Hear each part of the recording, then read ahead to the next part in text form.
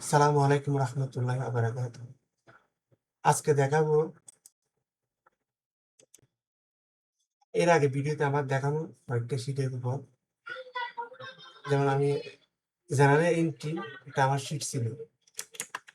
General entry sheet, এটা আমার general entry sheet ছিল।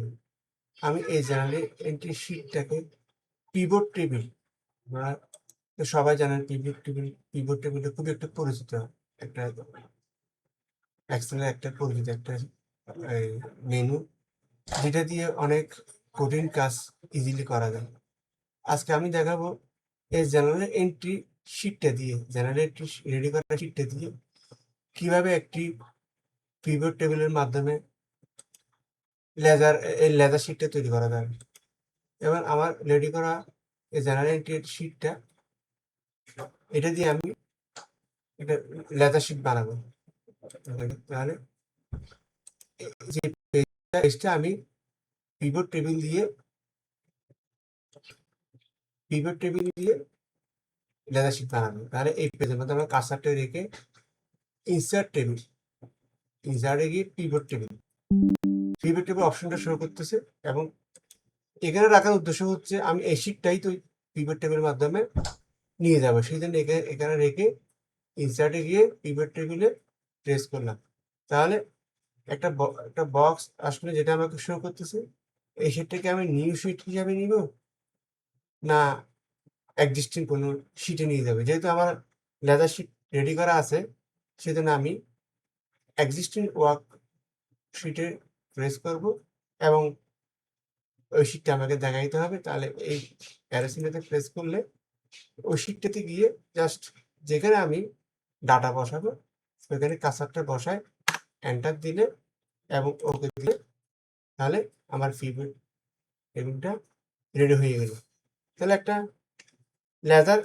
লেজারে কি কি কলাম প্রয়োজন হতে পারে। যেমন আমারটা রেডি করা ছিল date, account name, description, reference, debit, credit, balance.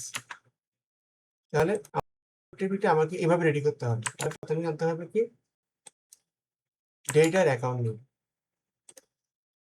তাহলে আমার পাশে সব অপশন খোলা, জেনারেল এন্ট্রির সব অপশন খোলা পাশে শো করতেছে। তাহলে আমার এখান থেকে আনতে হবে ডেট, অ্যাকাউন্ট নেম, ডিসক্রিপশন।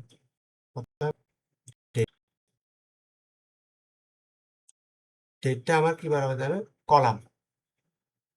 ডেটটা দিব কলামে।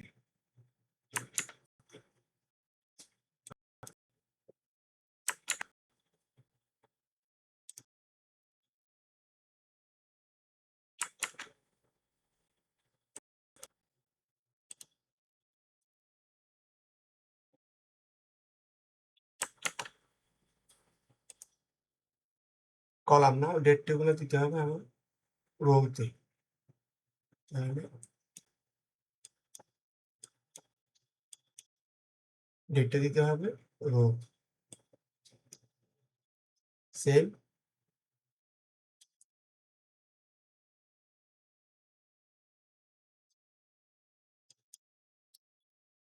আমার কোয়ার্টার, ইয়ার্স, মান্থ এগুলো প্রয়োজনীয়, জাস্ট ডেটটা। এরপর আবার অ্যাকাউন্ট নেম, সেটাও রোতে। এরপর description, reference, debit, credit. Description,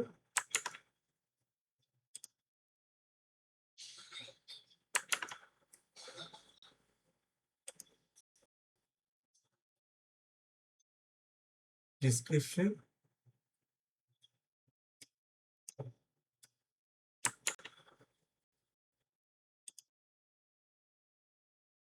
তাহলে আনতে হবে ডিসক্রিপশন। এরপর রেফারেন্স। এরপর ডেবিট ক্রেডিট হবে আমার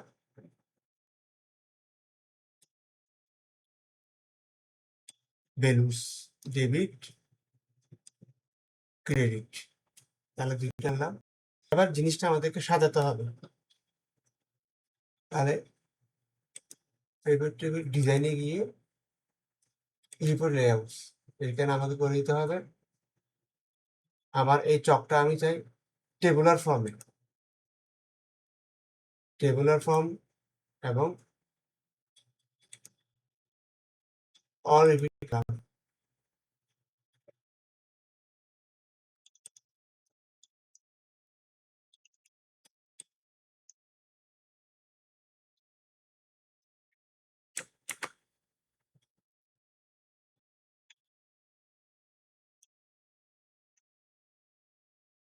তাহলে আবার এখানে সাবটোটাল শুরু করতেছি, এই সাবটোটালটা আমাকে তুলে দিতে, আমার সাবটোটাল প্রয়োজন নেই। ডিজাইনে গিয়ে report subtotal, don't show subtotal, এখানে সাবটোটাল গুলা আর শো করতেছে না। তাহলে আমার জিনিসটা খুবই সহজে সুন্দর হয়ে গেল, একটা টেবুলার ফর্ম হয়ে গেছে। এবার আমাকে আমার ডেবিট ক্রেডিট এটাও শো করতেছে। এখন ব্যালেন্সটা আমাকে এখানে দেখাতে হবে। তাহলে ব্যালেন্স অপশনটা আনার জন্য ডিজাইনে গিয়ে, ডিজাইন প্রপার্টি অ্যানালাইজে গিয়ে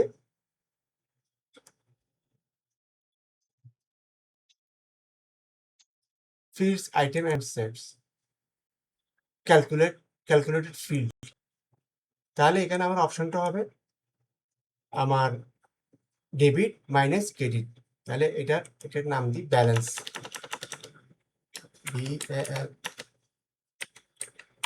ব্যালেন্স। সূত্রটা কি হবে? Debit minus credit.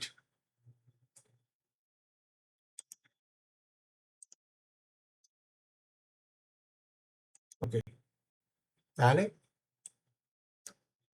আমার ব্যালেন্সটা চলে আসলো।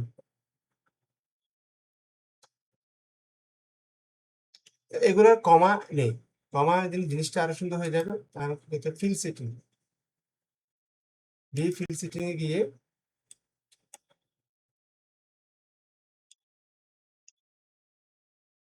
Number format, number decimal to like, ওকে,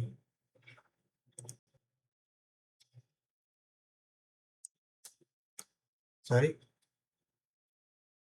পাশের ডেবিট দিকে রাইট বাটন ক্লিক করে value field setting, number format. এই জিনিসটাই সুন্দর, ব্যাকারে মাইনাস ফিল্ডে দেখাবে।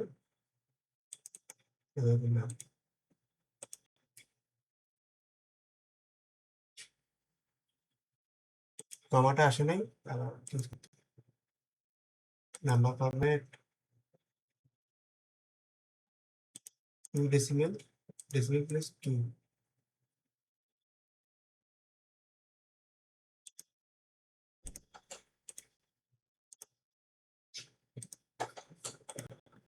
yes, 2 ডেসিমেল, দশমিক পর 2 করে রাখলাম। Same credit, sum of credit বেরোতে গিয়ে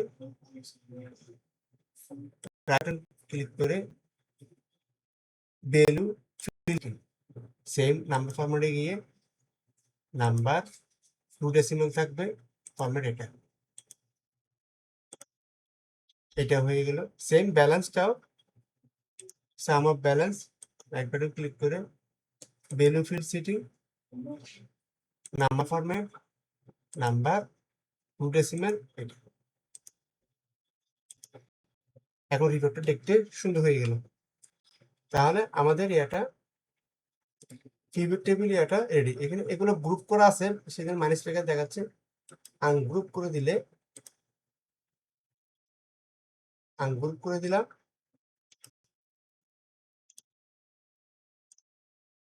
মাইনাস ফিগার এটাকে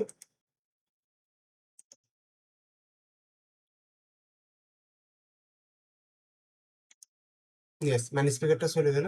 তাহলে এখন রিপোর্টটা দেখতে অনেক সুন্দর হলো। পিভট টেবিলটা এমন একটা, মাইক্রোসফটের এমন একটা, অফিসের এমন একটা অপশন, যেটা দিয়ে অনেক বিশাল শীটকে অনায়াসে একদম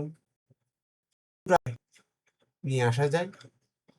এখন আমার পুরো জেনারেল এন্ট্রি শিটটাই এখন এখানে মিনিমাইজ হয়ে এই অবস্থায় চলে আসবে। এখন আমি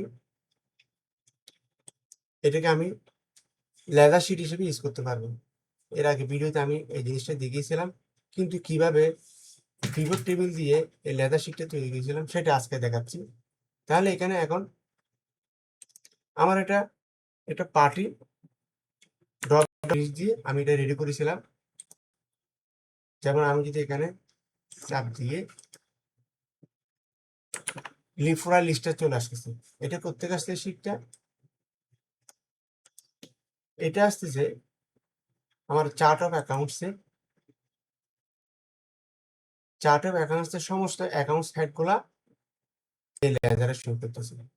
এখানে বাল্ব মিজেল, এটা আমার একটা ক্রেডিটর্স। আমি একটা নির্দিষ্ট সময়ের জন্য, যেমন আমি ওনার 1 মাসের ব্যালেন্স কত, মানে টোটাল ব্যালেন্স কত, মান্থ ওয়াইজ আমি ব্যালেন্স জানতে পারবো। যেমন এটা আগে থেকে রেডি করা ছিল বিদায় এটা সহজেই এই 1 জানুয়ারি 2025 থেকে বিজনেসটা শুরু হয়েছিল। 30 মে 2026 মানে শুরু থেকে আজকে পর্যন্ত টোটাল ব্যালেন্সটাই এখানে শো করতেছে। তাহলে পিভট টেবিল এমন একটা জিনিস যেটা দিয়ে আমার পুরা জেনারেল এন্ট্রি শিট মিনিমাইজ হয়ে এবং সুন্দর করে একটা টেবিলার ফর্মে রিপোর্টটা উপস্থাপন করা যাবে, ম্যানেজমেন্টকে দেখানো যাবে এবং পার্টি ওয়াইজ ব্যালেন্সটা দেখানো যাচ্ছে। এবং আমি সেটাকে পিরিয়ড একটা নির্দিষ্ট সময়ের জন্য ওই ক্রেডিটসের ব্যালেন্স কত, ব্যাংক ব্যালেন্স কত, ক্যাশ ব্যালেন্স কত, যা আমি যদি ক্যাশের ব্যালেন্স জানতে চাই ফিল্ডের থেকে সেম শুরু থেকে 31 মে পর্যন্ত পুরো ব্যালেন্সটা ব্যাংকের ক্যাশের ক্যাশের ক্যাশের যাবতীয় ট্রানজেকশন এখানে শো করতে এবং ব্যালেন্সটা শো করতেছে।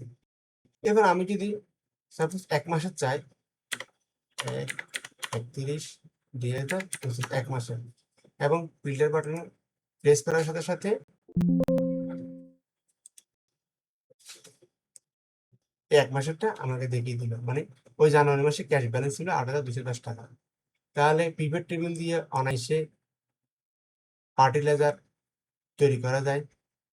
আরো প্রজেক্ট লেজার, ট্রায়াল ব্যালেন্স এগুলো পিভট টেবিল দিয়ে রেডি করা যায়। আমি পরবর্তী ভিডিওতে ইনশাল্লাহ এগুলো আপনাদের স্টেপ বাই স্টেপ দেখাবো।